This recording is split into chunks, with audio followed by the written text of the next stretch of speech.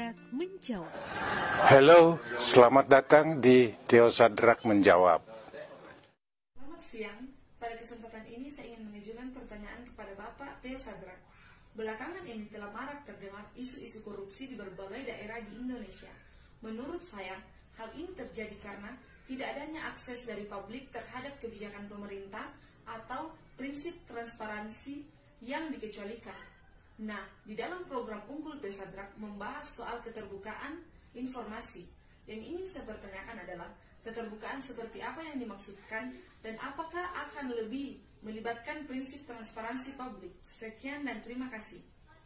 Pertanyaan yang sangat bagus, sangat brilian dari Adinda Linda yang mempertanyakan seperti apa transparansi yang mau dibangun kalau Theo Sadrak menjadi bupati dan wakil bupati Tanah Toraja. Iya, transparansi ini sudah tidak bisa lagi kita mengelak, dan ini sudah menjadi tuntutan dan jawaban ketika kita mau maju. Nah, karena itu kami akan mendorong transparansi di dalam seluruh penyelenggaraan pemerintahan daerah. Seluruh kebijakan-kebijakan pemerintah daerah itu dapat diakses melalui e-government. Ya, termasuk di dalamnya itu adalah e-budgeting.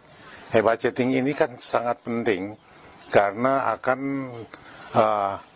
publik kita harapkan untuk senantiasa memberikan feedback kepada aparat-aparat birokrasi yang ada, sehingga mereka pun juga dapat menyampaikan dan memberikan informasi kepada publik seperti apa anggaran yang kita kelola ini, apakah benar-benar dikelola untuk kepentingan masyarakat dalam prinsip-prinsip efisiensi dan efektivitas yang ada. Demikian juga kita akan menyampaikan informasi secara transparan setiap kebijakan yang ada. Misalnya, kalau memang ini bantuannya pemerintah pusat, tidak perlu kita nutup-nutupi, nggak perlu kita ngancam-ngancam orang, kalau tidak senang dengan saya tidak akan memberikan ini. Nggak boleh itu terjadi, tetapi publik harus mampu mengakses dari mana setiap bantuan yang dia terima, apakah bantuan yang diterima itu memang bermanfaat dan juga sumbernya dari mana, supaya tidak ada lagi saling klaim-mengklaim. Demikian juga setiap kegiatan-kegiatan yang dilakukan oleh pemerintahan harus terbuka dari mana sumber dananya, berapa dananya, apa tujuan kegiatan yang mau dicapai, dan apa benefitnya, apa ada manfaatnya bagi masyarakat yang ada. Supaya masyarakat juga paham dan mau terlibat di dalam penyelenggaraan pemerintahan ini, karena nggak ada pemerintahan yang bisa maju tanpa melibatkan sepenuhnya peran serta masyarakat, termasuk organisasi-organisasi yang ada di dalamnya. Saya kira itu, Dek. Shalom Pak Theo dan Dr. Sadrak, saya Doni dari Medan Ringkas mau bertanya, Pak. Kira-kira seandainya jika Bapak berdua terpilih jadi Bupati dan Wakil Bupati Tanah Toraja, apakah bakal ada ruang untuk para pemuda dan pegiat industri kreatif di Tanah Toraja untuk mengembangkan dan melakukan kegiatan kreativitas selanjutnya di sini? Terima kasih, Pak. Terima kasih, Bung Doni. Ya, saya kira kalau ruang bagi pemuda, ya untuk kami, untuk saya, tidak perlu ada yang mempertanyakan saya. Karena sampai hari ini saya masih dipanggil Bung Theo. Bung Theo itu berarti orang yang selalu ada di tengah-tengah pemuda.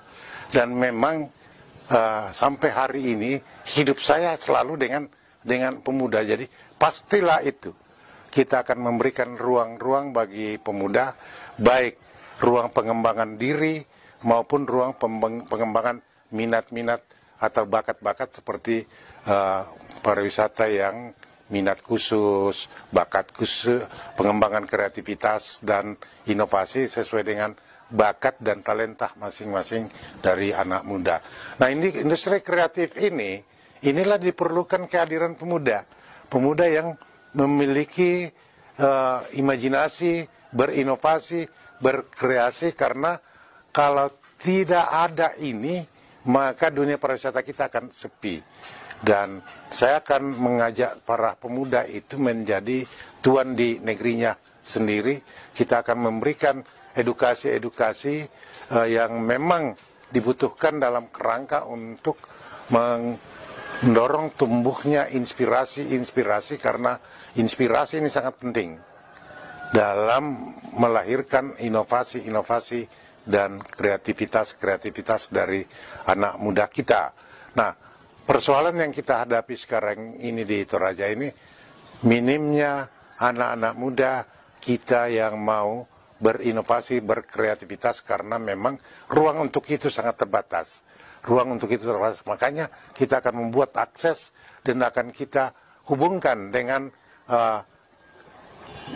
tenaga-tenaga muda profesional, baik yang dari Toraja maupun yang dari luar Toraja, yang bertebaran di seluruh antero Nusantara ini, bahkan yang ada di luar negeri, sehingga mereka akan senantiasa berinteraksi satu dengan yang lain dalam kerangka untuk membangun sinergitas bersama menuju Toraja yang kita cita-citakan. Terima kasih.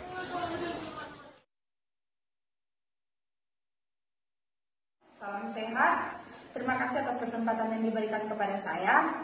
Di sini saya sangat tertarik dengan visi misi dari calon bupati dan calon wakil bupati Tanah Toraja nomor urut 1.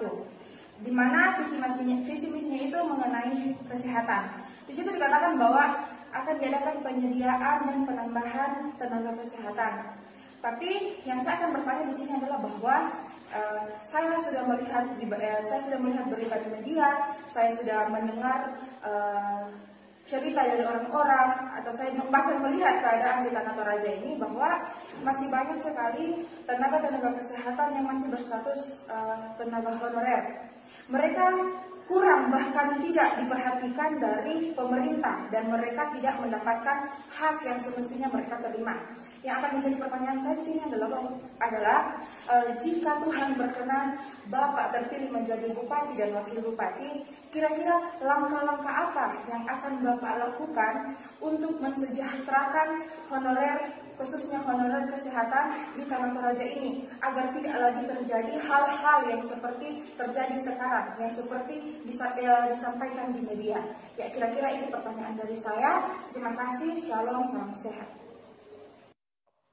Pertanyaan mengenai tenaga kontrak kesehatan pada saat Theo Sadrak diberi kepercayaan masyarakat untuk memimpin Tanah Toraja 5 tahun ke depan, bahwa tenaga kontrak kesehatan ini adalah tenaga-tenaga yang betul-betul suka dan rela berkorban untuk kesejahteraan, untuk meningkatkan derajat kesehatan masyarakat. Mereka dengan gaji yang kecil, mereka menjalani semuanya itu dengan hati yang tulus, dalam hati yang betul-betul ingin meningkatkan derajat kesehatan masyarakat. Oleh sebab itu, sudah seharusnya pemerintah memperhatikan kesejahteraan mereka, sangat memperhatikan reward mereka, penghargaan atas ketulusan teman-teman, adik-adikku semua, anak-anakku semua dalam tenaga kontrak kesehatan. Terima kasih, shalom, salam sejahtera untuk kita.